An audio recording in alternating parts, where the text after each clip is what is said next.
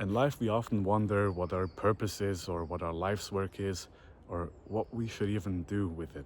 And it's a hard question, and I think especially when you're young, this can really trip with your head because you feel this pressure coming down on you that you have to achieve something great. And now I think social media is also a big culprit of this, because on social media you've been told, or you're being told, that you're gonna be a millionaire in your 20s by doing XYZ. The problem with that is on social media you see all these people that are living the lives that you may want to live or that you think is very cool. And you see all these people that are doing things that you think are cool and have those extreme or have those incredible skills. And you scroll from reel to reel to reel and you see all these different things, and then your brain automatically associates this with the new standard, and so you never feel enough. You feel like you're not doing enough. You feel like you lack certain skills. And it's a really tough position to be in, because your purpose is not something that's gonna get handed to you on a golden plate.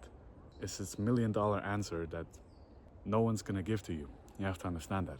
We always search for a video that's gonna help us find our purpose, but ultimately, no one's gonna give you that purpose. No one's gonna give you the exact path that you have to walk. It doesn't exist. And now in our modern world, I think it's a really difficult situation to be in, because in the past, when we go back a few million years, when there were still cavemen, they woke up and they had to fight for food. They weren't sure if they're gonna live another day. They lived in scarcity for days, for weeks. They had to put in a lot of effort to get what they wanted. You know, in the winter, they had cold nights, they didn't have heatings, they had to hunt for food, they had to stock food. And if they weren't adapting to situations, then they were gonna die. Now, in today's day and age, we live in a world that is so comfortable for us. When we're hungry, we can just go to the fridge. If the fridge is empty, we can walk 5 minutes to the nearest store and buy something. We can sleep in warm beds at night. We can have warm water. We can drink. We fundamentally, as humans, have everything that we need.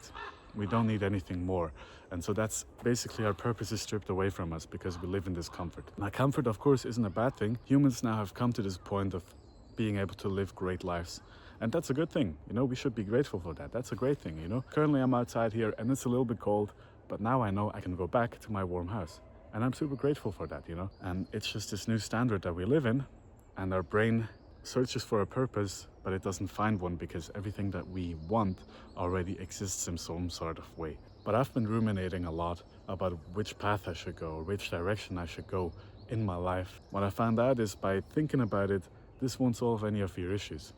You know, I was always scared when I was gonna pursue something, some hobby, that I was gonna waste my time pursuing this hobby, where instead I could pursue something else that would in the future yield better results. But this just led to me not taking any action at all, and so I could have just pursued that one thing, and then I at least would know if this was the right thing to do. When you don't even take action, then you're never gonna know. And so I think in the modern world, we're way too overstimulated. We have to learn how to be bored again.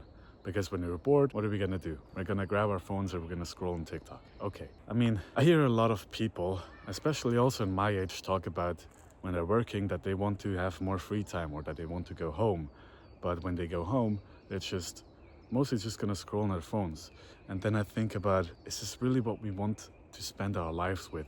Constantly looking at a screen, constantly being distracted. And I honestly also think that's a problem that I had. I used to always be tired.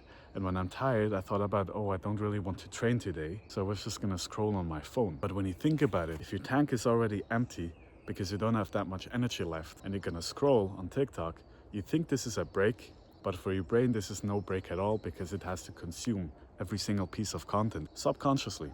I mean, when's the last time you remembered something from a TikTok that you've watched? You probably don't remember 99.9%, but your brain still picks up those little things that, especially when you're still growing up, still form your character and can influence you in some way, even if it's just a subconscious thing. And so we have to learn how to be bored again. When you're bored and you have nothing to do, your mind actually has time to dig into what you like.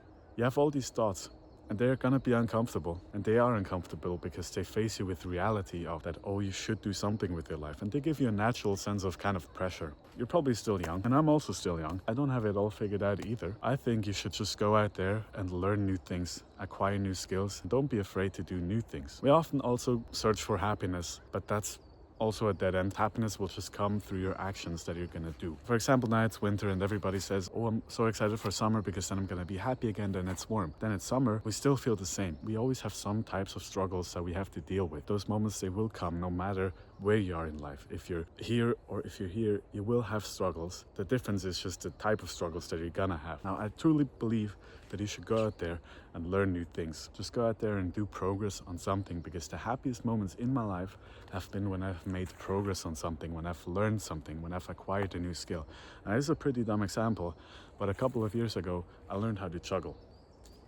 And still somehow do it. Process of learning that, it's a stupid example, but this was a process that gave me a lot of joy. And I think just this learning kind of process is stripped away in life. And I don't want to be that guy that's gonna blame phones for everything, but they can strip you from having those learning experiences, having those experiences where you're gonna progress on something. And I think they are extremely valuable even for your mental health.